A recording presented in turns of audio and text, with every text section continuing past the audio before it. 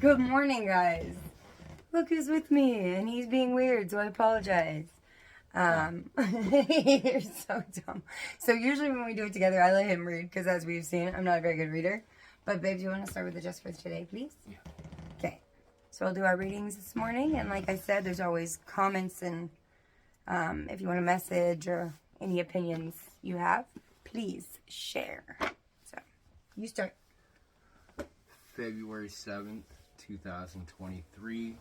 This is not a test. We have found a loving personal God to whom we can turn. Some of us come into recovery with the impression that life's hardships are a series of cosmic tests designed to teach us something.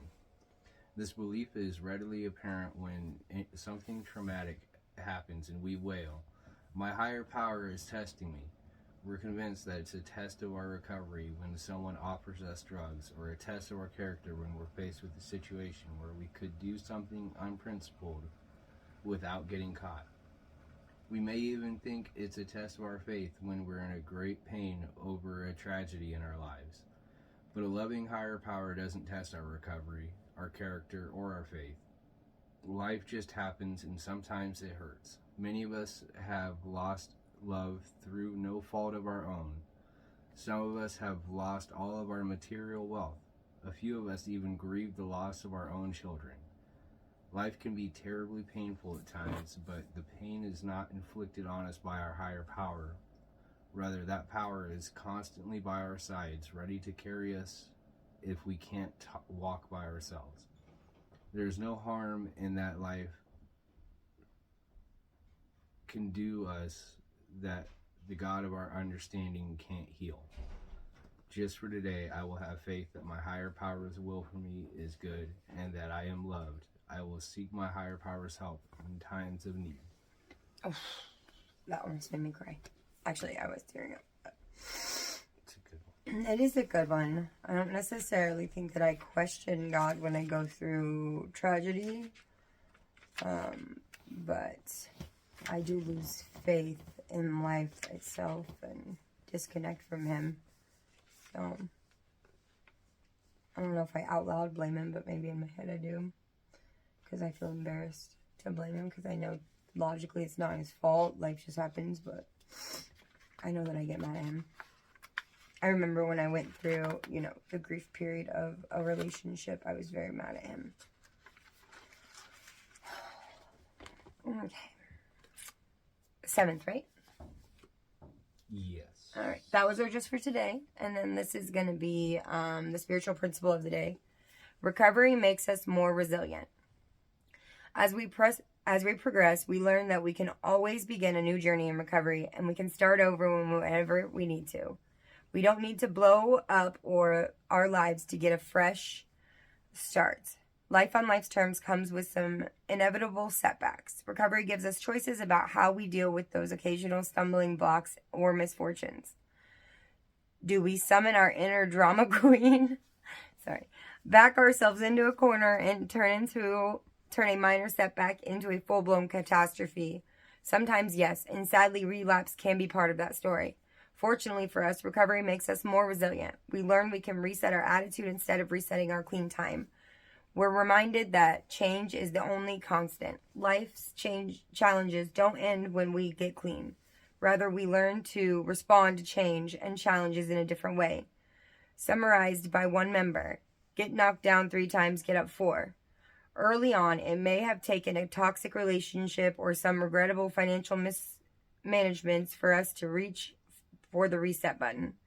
Our tolerance for emotional pain or spiritual disconnection lessens over time. However, our setbacks are less dramatic because we're quicker to get into the solution. We accept new realities more readily instead of resisting the storm of life. We learn to bend with the wind. The 12 steps offer us a spiritual path through the life. It crosses the same rough terrain, but we become more sure-footed. We navigate the obstacles and have the courage to explore uncharted territory. With the support of our fellow members and our higher power, we may stumble, but it gets easier to get back up with the hope that our best days are ahead and the courage to make that so. We dust ourselves off and continue on our journey. I will recognize the sources of my resilience today and be grateful of all all that contributes to my ability to put one foot in front of the other. I love that one for two reasons. One, because at the meeting last night, the women's meeting, we were going around the room talking about what we were grateful for, and mine was, I'm grateful that I can start over whenever I want without views. Like, I can fuck everything up, I can make all the mistakes, but I don't have to use to start over as many times as I need to. So, and then we talked about it on the way home, kind of. So, that's pretty cool. I like that one. All right, and then the last one is Jesus Calling. I'm not going to do the praying mom one. I might do that with my ladies later, but well, I guess we still have time. We might have time for it. We'll see. Okay, what's today? I'm going to be honest. What? This is weird. It isn't weird. I do this every day. For me. Oh, well, thank you for getting uncomfortable with me. All right. February 7th. Come to me for rest and refreshment. The journey has been too much for you and you're bone weary. Do not be ashamed of your exhaustion. Instead, see it as an opportunity for me to take charge of your life. Remember that I can fit everything into a pattern for good, including the things you wish were different. Start with where you are at this point in time and space, accepting that this is where I intended you to be.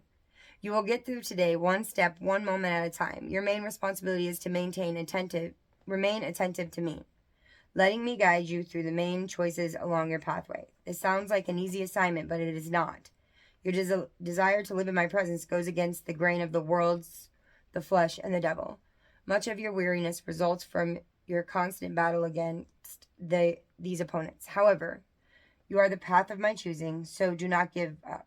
Hope in me, for you will again praise me for the help of my presence. I like how all three of those kind of tie together really well. They did. And remember we just talked about this? I like the part where it says, where is it at?